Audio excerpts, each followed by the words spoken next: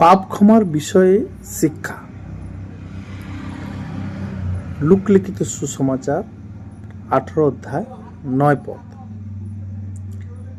যাহারা আপনাদের উপরে বিশ্বাস রাখিত মনে করিত যে তাহারাই ধার্মিক এবং অন্য সকলকে হেয় জ্ঞান করিত, এমন কয়েকজনকে তিনি এই দৃষ্টান্ত কহিলেন। তাহলে এই দৃষ্টান্ত কার জন্য?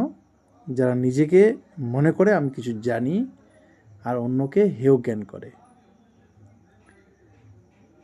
দৃষ্টান্তটা কি না, দুই ব্যক্তি প্রার্থনা করিবার জন্য ধর্মধামে গেল, একজন ফরিসি আর একজন করগ্রাহী।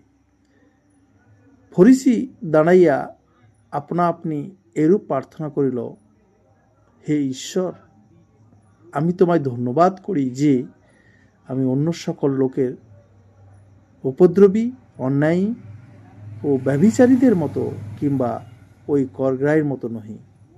আমি সপ্তাহে মধ্যে 2 বার উপোস করি, সমস্ত আয়ের 10% দান করি।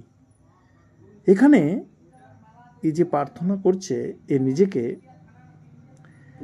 অহংকারের মধ্যে রেখে প্রার্থনা করছে।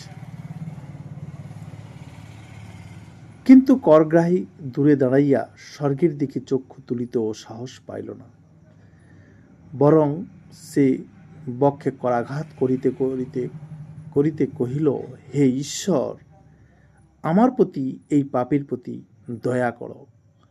আমি তোমাদিকে বলিতেছি, এই ব্যক্তি ধার্মিক গণিত হইয়া নিজ গৃহে নামিয়া গেল। ওই ব্যক্তি নয় যে নিজের মধ্যে দাম্ভিকতা, অহংকার রেখেছে। যে কেহ আপনাকে উচ্চ করে তাহাকে নত করা যাইবে, কিন্তু যে কেউ আপনাকে নত করে তাহাকে উচ্চ করা যাইবে। আমেন।